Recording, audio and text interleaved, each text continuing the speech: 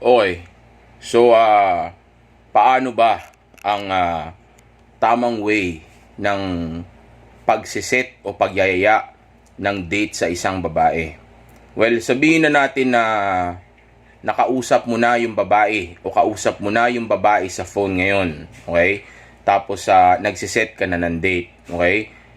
G, ang bagay na gusto kong tandaan mo ay hindi po pwede na magtatagal ang pag-uusap ninyo ng babae na ito sa phone. Okay?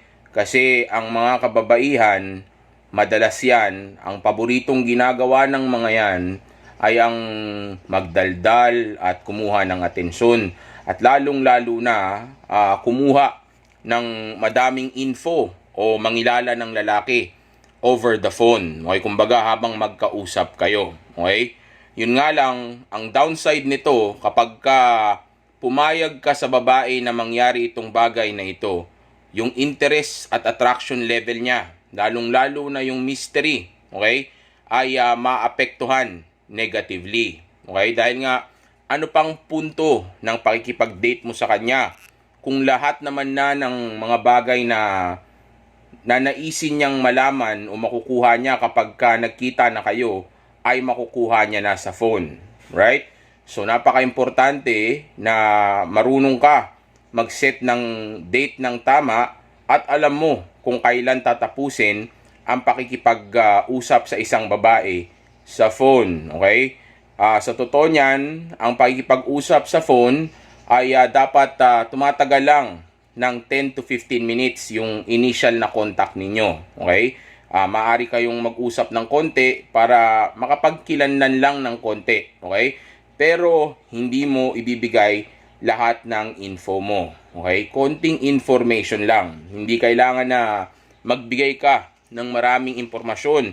At most of the time, mas maganda niyan na ikaw yung nagtatanong sa kanya tungkol sa information niya para manatili yung mystery ninyong dalawa. Okay? So, sabihin natin ngayon na kausap mo na yung babae. Tapos, nagkukwentuhan na kayo. G, tandaan mo, habang kausap mo yung babae, dapat naka-masculine frame ka pa rin. Okay? Dapat sabihin natin hindi ka goofy o sabihin na natin hindi ka kengkoy. Okay? Huwag ka magpapatawa. At lalong-lalo na huwag ka magiging trying hard. Okay? Kasi pagka na-sense ng babae yan na ginagawa mo yung mga bagay na iyan at yun nga, pwede ring pag tumagal ka sa phone, okay? Then ang iisipin ng babae ay isa kang low value male dahil para gawin mo yung pagpapasikat na yan, di ba? Yung pagtagal sa phone, di ba? So, ibig sabihin, maaring hindi ka pre-selected, wala kang other option, wala kang ibang ginagawa, o kaya sabihin natin, ngayon ka lang nakakilala ng isang babae na katulad niya, yung ganyang klaseng level. E tandaan ninyo, ang babae, ang lalaking gusto niyan ay yung mga pre-selected o yung gusto rin ng iba. Okay? Kumbaga, yung na-test na ng iba o kaya yung pinag-aagawan ng karamihan. Dahil kahit tayo naman mga kalalakihan, pagdating sa gamit o pagdating sa tao, gusto rin natin yung tao o gamit na maraming nagkakagusto. Okay, kaya nga kadalasan, 'di ba, nakaka-peke yung ganyan, 'di ba, pagdating sa mga tao sa internet. Porque maraming nanonood o maraming nagfa-follow, akala tuloy natin siya na yung pinakamagaling na doktor, okay, o pinakamagaling na lawyer o pinakamagaling na negosyante kasi nga maraming nakikinig o sumusunod o pumipili sa kanya. Okay, yun nga lang, ang di natin alam na kaya lang naman pala maraming nanonood o sumusuporta sa kanya ay dahil magaling lang siya sa marketing. O kaya talagang siya lang yung sikat pero may mas magaling pa sa kanya. Okay? Kaya napaka-importante na hindi ka magmumukhang low value o hindi pre-selected sa babae. Dahil sa umpisa pa lang, kung di ka pa niya kilala, malamang sa malamang mahuhusgahan at mahuhusgahan ka talaga. Okay? Ngayon ang tanong, paano ba yung tamang atake para makapag-yaya ka na ng date dito sa babae na kausap mo na ito? Well, actually, simple lang naman yan. Okay? Una sa lahat, tanungin mo muna kung kailan ba yung free time niya ngayong linggo. Okay? Sa buong week na ito. Okay? Bakit kailangan na tanungin mo ito? Kasi Jay, may risk na kapag niyaya mo ang babae sa mismong araw na gusto mong mangyari ito, okay? Yung babae, ang risk dyan ay pwedeng sabihin nating pwede kanyang subukan kung pwede ka bang mag-adjust para sa kanya. Tandaan ninyo, gaya ng sabi ko kanina, ang goal ay irespeto ka ng babae o magmukha kang high value. Kumbaga, magmukhang hindi available palagi yung oras mo o may scarcity yung oras mo dahil busy man ka nga, okay? Para tumaas ang tingin niya sa iyo at hindi niya maliitin yung oras mo, okay? So kung yayain mo siya sa Sabado, okay? Tapos sabihin na nating subukan ng babae na sabihin sa iyo na hindi ako available sa Sabado, ngunit available ako sa Linggo, okay? Tapos nag-adjust ka, then may kita ng babae na hindi ka ganun ka-available talaga at hindi rin ganun kadami ang options mo dahil willing kang mag-adjust para sa kanya o gawin itong bagay na ito, makasama lang siya. Okay? Bagay na magpapababa ng attraction at interest level at lalong-lalo na sabihin nating makaka-apekto sa mystery na mayroon kayo sa relasyon o koneksyon na mayroon kayo. Okay?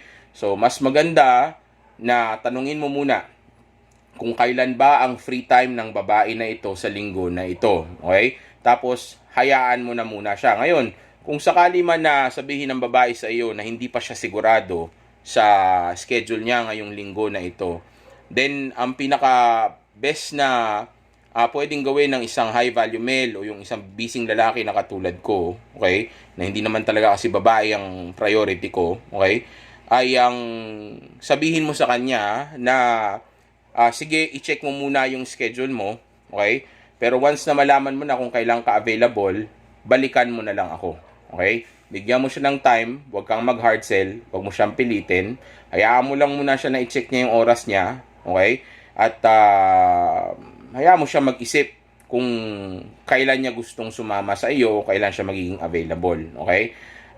Pero wag mo nga siyang pipilitin. Kasi pag pinilit mo yan, gaya na sabi ko kanina, hindi niya irerespeto yung oras mo kasi namimilit ka na. Okay?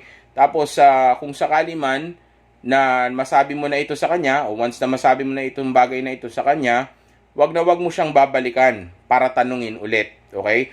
Hayaan mo lang siya na kontakin ka o balikan ka ulit. Kasi nga nasabi mo naman na, kumbaga, sa moment na ito, tinitest din natin siya pabalik kung gaano ba kataas yung interest at attraction level niya para sa iyo. Okay? Kumbaga, gusto nating malaman kung magbibigay ba siya talaga ng oras sa iyo. Okay? Kung sakali man na hindi siya magbigay ng oras at di kanya nang balikan at sabihin niya na, let's say, bigla na lang siyang di naging interesado sa iyo, then maganda. Kumbaga, well, hindi naman maganda, pero pabor na rin yun sa iyo kasi at least alam natin na hindi rin ganun kataas yung interest o attraction level niya sa iyo. So, ibig sabihin yan, kung hindi kanya ganun kagusto, then mag-move on na lang tayo. Wag na lang natin ipilit. Dahil ang masaklap pa niyan, baka pag ipinilit mo pa yan, o kaya napilitan lang yan sumama sa iyo, baka gamitin lang yan yung attention mo, yung enerhiya mo, yung pera mo, di ba? Para sa libreng pagkain o para sabihin natin ikwento lang niya sa iyo yung mga problema niya dahil di ka naman pala niya ganun kagusto. Okay, kaya nga, hahayaan natin siya mag-decide. Okay, kaya nga tatanungin mo sa kanya, kung kailan yung free time niya at hayaan mo na siyang mag-decide kung sabihin nating kailan niya gustong sumama sa iyo. Ngayon, pag sinabi niya sa iyo kung kailan siya pwedeng sumama, then ang sasabihin mo naman sa kanya ay babalikan mo kamo siya para i-check naman yung schedule mo. Okay?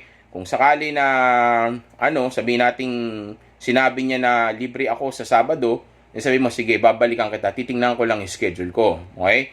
Ngayon, ang tanong, kailan mo naman siya babalikan pagkatapos mo i-check yung schedule mo? Balikan mo siya in 24 hours. Okay?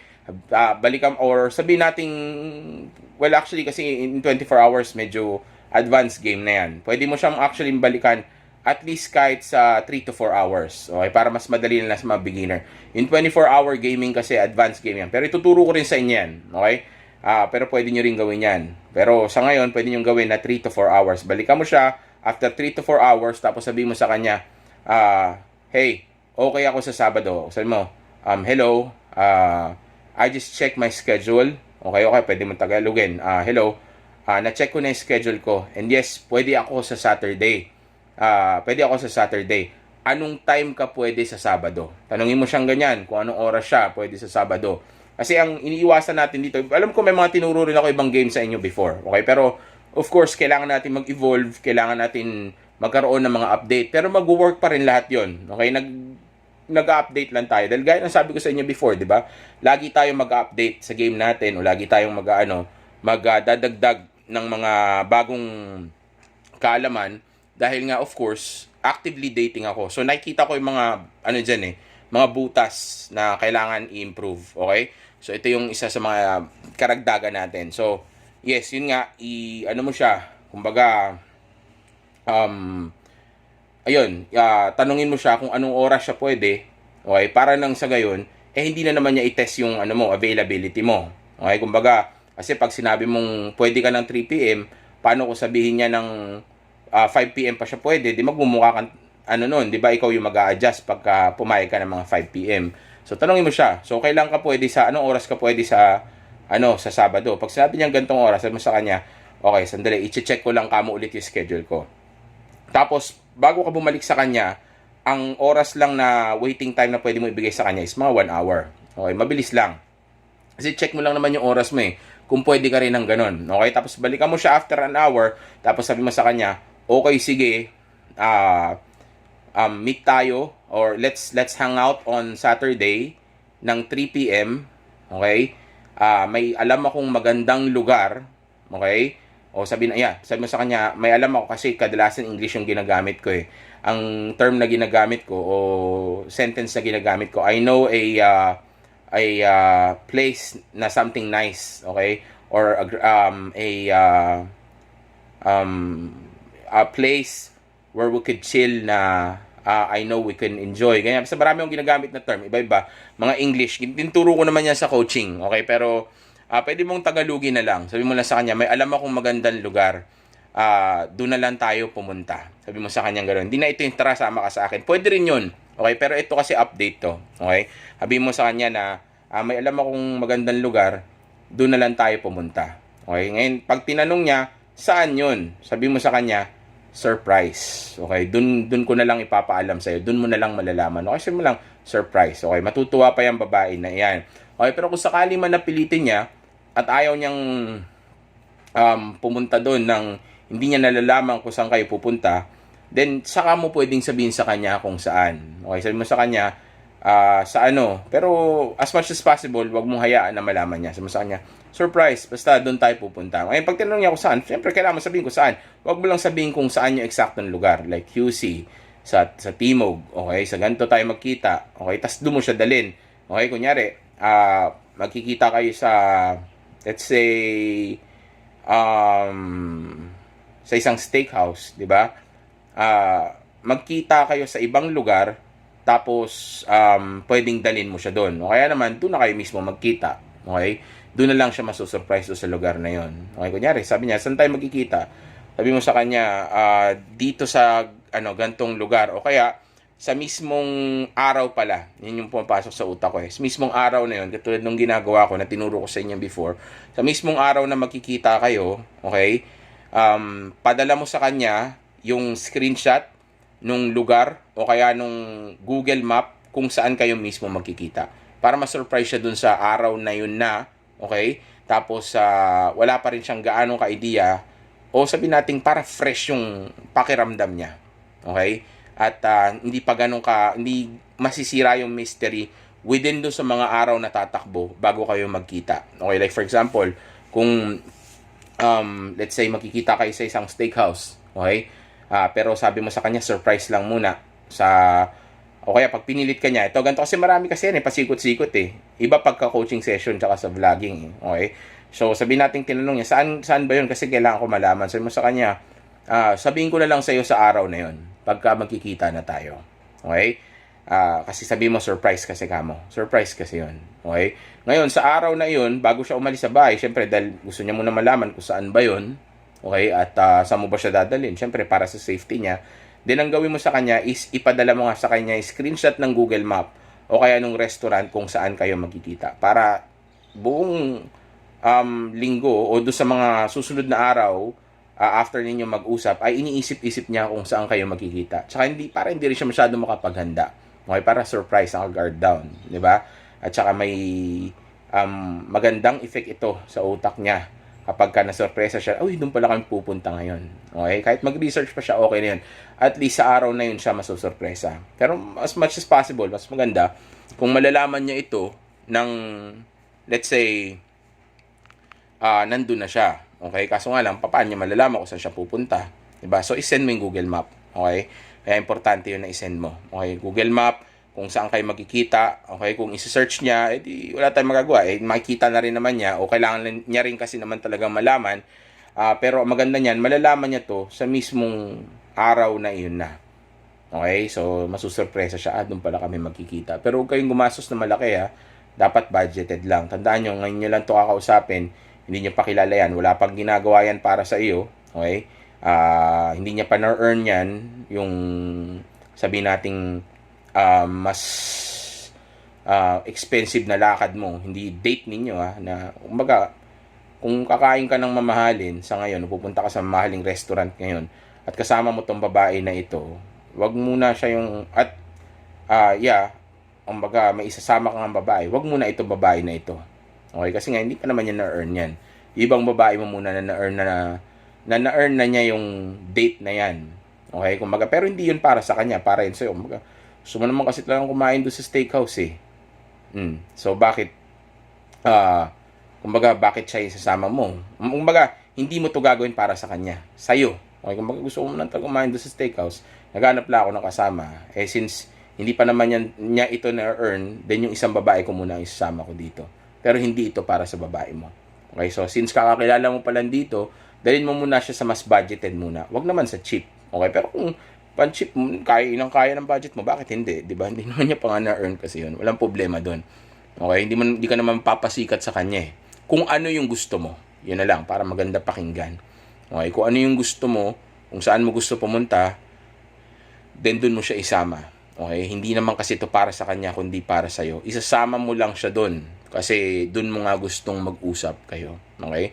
Tapos doon lang niya dapat malaman yung mga dapat na malalaman niya tungkol sa iyo. Okay? Hindi sa phone, dahil pag sa phone mo ginawa yan, gaya ng sabi ko kanina, mawawala yung mystery, okay, mas mawawalan siya ng gana na makipagkita sa iyo. Kumbaga, kukunin mo kasi yung motivation niya dyan Dahil nga, ang dating yan is, sinabi mo na sa kanya yung mga bagay na gusto niyang malaman, o in-spoil mo na yung mga bagay na makukuha niya sana kapag nagkita kayo. So, instead na yun yung motivation niya, mababawasan patuloy. Okay, so yan yung tamang pag-set ng date. Well, meron din naman akong mga ibang pag-set, ibang strategy, okay? Or ibang way ng pag-set ng date noon. Pwede nyo rin pa rin panoorin yan, mag-work pa rin yan. Pero 2024 na, so dapat lang talaga na nag-a-adjust tayo. Okay, meron mga adjustment, pero lahat yun nag-work. Alam niyan. Lalo na sa mga matagal na nakikinig sa akin, di ba? Nag-work lahat yan. Lahat ng tinuro ko sa inyo noon. Okay? So, ito ay mag-work pa rin naman talaga. Okay? Yun nga lang, syempre, nag-a-adjust tayo kaya may mga pagbabago. Even yung radio silence, nag-a-adjustment tayo, di ba? Even sa pullback, nagkakaroon na rin ng adjustment. Dahil hindi po pwedeng puro yun. Okay? Dapat nakikita natin kung ano yung dapat i-update, and nakikita rin natin kung ano yung dapat na ginagawa na natin sa ngayon, dahil dapat nag-a-adapt tayo sa sitwasyon. Kaya nga gaya sabi ko sa inyo, yung mga married man na, yung mga kasal na, o may mga shota na ng matagal na, yung mga yan, mga retired na yan, hindi na updated yan, puro outdated yan. Kasi hindi naman sila actively dating. Lalo na kung committed na sila sa isang relasyon at married na. 'Di ba? Hindi yan yung ginamit nila sa misis nila. Kailan ba sila nagka-relasyon ng misis nila? Tsaka nakailang relasyon ba siya? Nakailang date ba siya? Nakailang babae ba siya? 'Di ba? So hindi niya alam talaga kung ano na yung pinaka-best ngayon at alin yung mga dapat na ini-improve na. Hindi katulad ko, actively dating pa rin ako. So alam na alam ko pa rin yung nangyayari. Tandaan nyo, natututo na ang mga babae ngayon. May mga nagtuturo na rin sa kanila, may mga libro, may mga vlogger, may mga dating coaches na babae na walang alam pero tinuturuan pa rin sila. May nalalaman pa rin sila, 'di ba? Nagiging mas na sila, testy na sila ngayon, mas marami ng shit test, mas manipulative na sila, 'di ba? Isipin mo, yung dati hindi naman nila ginagawa yung kumbaga susubukan na pag-adjusting ka sa oras, ngayon ginagawa na nila. Kasi nga may nagtuturo na Okay, so improve lang kayo ng improve, okay? Yung mga iba na hindi na inaakala na marami na silang alam ngayon, mga tanga yun, huwag kayong gagaya doon. Okay, tandaan nyo kayo, continuous lang dapat ang ano natin, ang improvement natin at ang pag-update natin sa game natin. And actually sa totoo lang, hindi naman talaga dapat nang-game. Pero importante yung game, okay? Ang ibig sabihin ko lang dapat ikaw na yung game. Okay, kumaga mas maganda kung as is ka na kaysa sa as if ka pa. Pero as if magagana pa rin naman yan eh. Okay, ako kasi ngayon as is na ako. Busy talaga ako, lahat talaga ako oras. So hindi ko dinidelay talaga yung message ko. Hindi talaga dahil sinasadya ko na wag kausapin yung babae na matagal, kundi busy nga talaga kasi ako. Wala talaga ako oras. Scarcity talaga oras ko. And dahil doon sa scarce na oras na yun, mas lalong nirerespeto ng babae yung oras ko. Okay, so make sure na ma-set mo ng tama yung date ninyo dahil kapag ka hindi mo nagawa yan ng maayos sa phone, then yung babae ay pwedeng mabato sa iyo na pwedeng magresulta ng cancellation ng date. Okay? Kasi itong pagkabato ng babae sa phone ay ang kadalasan na rason kung bakit nagka-cancel o nagfi-flake o hindi uma-attend ang babae sa mismong date ninyo. Okay? So napaka-importante na may alam kayo pagdating sa pakikipag-usap o pag-handle ng pagsiset ng date sa babae dahil kadalasan sa umpisa gusto ka naman ng babae pero dahil sa may mga nasabi kang mali o may nalaman siya sa iyong mali, ito yung nagiging rason kung bakit biglang nawawala ng gana o na-turn off ang babae na makipagkita sa iyo. Okay? So napaka-importante na kalkulado mo ang lahat o may alam ka sa mga bagay na ito dahil kung itsura lang ang magiging puhunan mo o yung pera mo lang ang magiging puhunan mo o yung status mo lang ang puhunan mo sa isang babae, okay, then delikado ka pa din. Kasi paano kung mayroon kang mga kakumpetensya na kasing gwapo mo, kasing yaman mo o kasing sikat mo, okay, pero mas marunong siyang mag-handle ng pagsiset ng date o meron siyang game, di tagilid ka na kaagad doon. Okay? Pero hindi ko naman sinasabi na kumbaga makipag-compete ka, pero gusto kong maging competitive ka. Okay? Hindi ko sinasabi na gawin mo to para sa kanya, kundi gusto ko na maging competitive ka para sa sarili mo. Okay? Gusto kong manalo ka hindi dahil sa babae, kundi gusto ko na matuto kang manalo sa isang bagay na gusto mong makuha. Okay? So napaka-importante again na may alam ka sa mga bagay na ito dahil kung hindi mo alam kung ano yung gagawin mo, yung ginto ay pwedeng maging bato pa.